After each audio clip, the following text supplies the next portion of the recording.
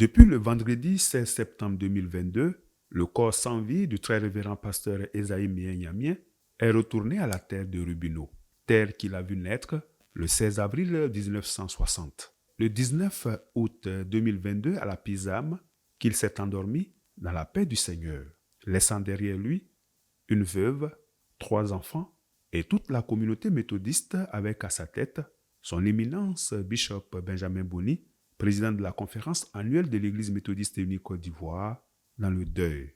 Pendant les dures étapes de ce deuil, les fidèles ont donc demandé à Dieu de leur donner de garder le souvenir du pasteur Esaïe Mihen-Nyamien, non pas dans l'amertume de ce qu'ils ont perdu comme frère, père, ami, époux ou collègue, ni même dans le seul regret du passé, mais dans l'espérance de son royaume.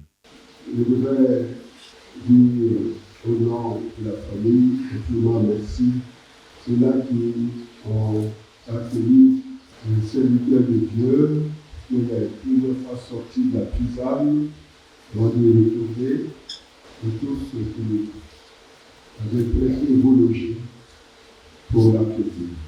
Frères et sœurs, ce sont 2 frères que Dieu a puissamment utilisés pour nous rappeler que nous ne sommes que de passage sur cette terre. Et je voudrais, au nom de l'Église méthodiste unie Côte d'Ivoire, et à votre nom à tous, vous tous qui êtes ici, saluer de manière solennelle la contribution à l'œuvre du Seigneur dans son Église de nos bien-aimés. Cette contribution, ils ont exprimée sans relâche jusqu'au bout, même aux heures difficiles de leur vie. Dans le cadre de son ministère pastoral, le très révérend pasteur Esaïe Mihen-Nyamien, après 4 années de formation à l'école de théologie d'Abidjan, a reçu sa première affectation en décembre 1990.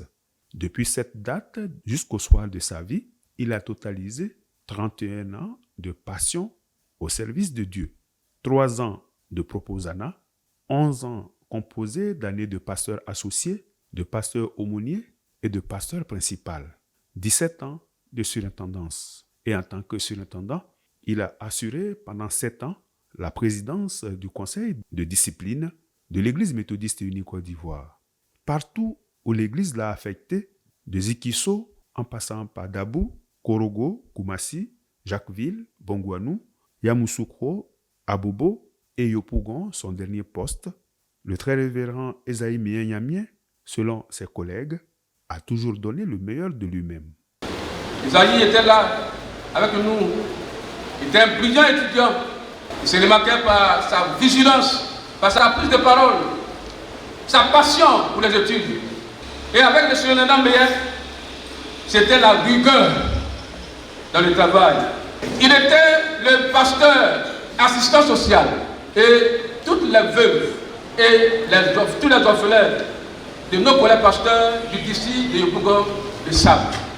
Il était minutieux dans le travail. Il avait un calepin dans lequel il mettait tous ses rêves, parce qu'il a soutenu sur rêves. Et parmi les rêves, beaucoup ont été effectivement accomplis. Le tel révérend était le père et le papa spirituel de beaucoup de jeunes pasteurs et de beaucoup de fidèles à cause de son humilité, de sa sagesse et de son ouverture.